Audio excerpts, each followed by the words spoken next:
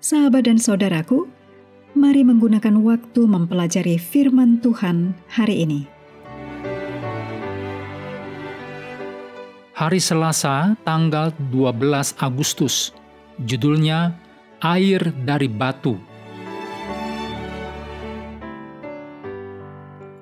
Kita mulai dengan doa singkat yang didasarkan dari Imamat 23 ayat 3. Pada hari yang ketujuh haruslah ada Sabat, hari perhentian penuh, yakni hari pertemuan kudus.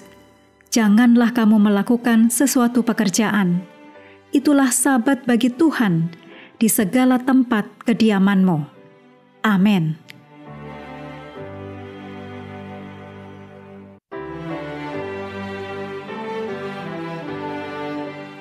Di padang gurun pasti membutuhkan banyak air.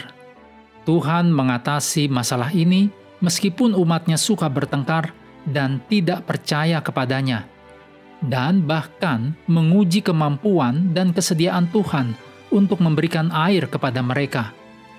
Dalam ketidakpercayaan, bangsa ini kembali melihat ke Mesir.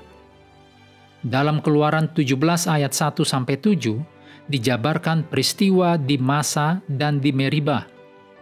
Musa menyebut tempat itu sebagai Masa yang berarti ujian, dan Meriba yang berarti pertengkaran.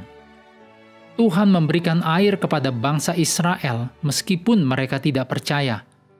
Kedua nama ini, Masa dan Meriba, seharusnya mengingatkan orang Israel untuk tidak mencobai Tuhan dan tidak berbantah-bantahan dengan Tuhan.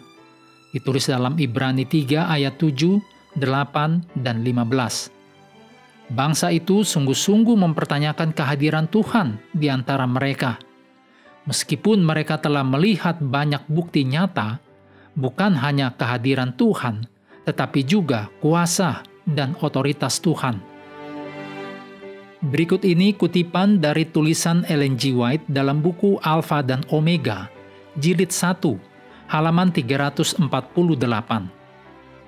Tuhan telah memukul batu itu, tetapi anak Allah yang terlindung di dalam awan itu berdiri di samping Musa dan menjadikan air pemberi hidup itu mengalir. Bukan hanya Musa dan pemimpin-pemimpin saja, tetapi semua orang yang berdiri dari jauh telah melihat kemuliaan Tuhan. Tetapi kalau saja awan itu diangkat, mereka akan binasa oleh terang yang hebat dari Dia, Anak Allah, yang tinggal di dalamnya. Air adalah simbol kehidupan karena tanpa air tidak ada kehidupan. Setiap sel dalam tubuh kita membutuhkan air. Tubuh kita terdiri dari 60% air. Bahkan tulang-tulang kita pun sebagian terdiri dari air.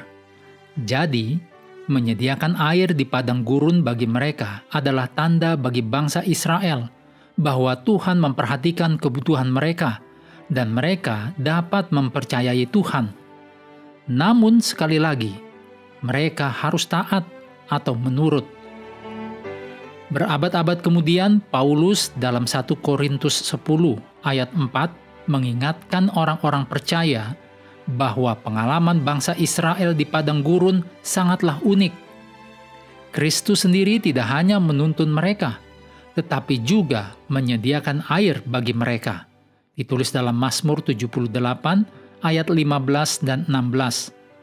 Dan memenuhi kebutuhan rohani dan jasmani lainnya. Paulus menyatakan, batu karang itu adalah Kristus. Bagi mereka, Kristus adalah sumber kehidupan dan pemberi kehidupan kekal. Seperti batu karang yang kokoh, demikianlah Allah dengan teguh memimpin umatnya. Kita dapat mengandalkan Allah karena Allah tidak pernah gagal memenuhi janji-janjinya. Renungkanlah hal-hal apa saja yang perlu kita percayakan kepada Tuhan. Kita perlu belajar untuk tunduk pada kehendak Tuhan dan menantikan Tuhan untuk bertindak pada waktunya, walaupun hal ini tidak selalu mudah untuk dilakukan.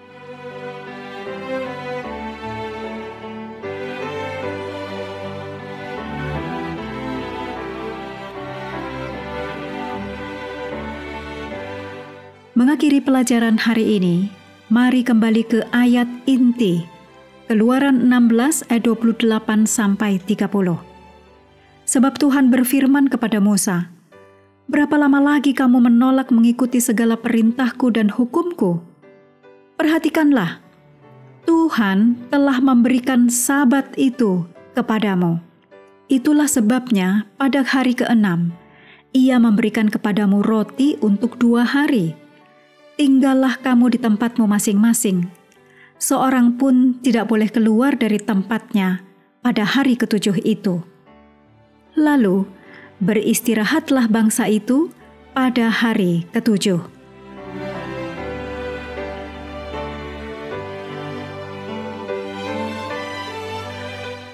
Sahabat juga perlu melengkapi waktu untuk bersekutu dengan Tuhan setiap hari dengan bacaan Alkitab sedunia. Percayalah kepada nabi-nabinya yang melanjutkan dari Bilangan pasal 1. Tuhan memberkati kita semua.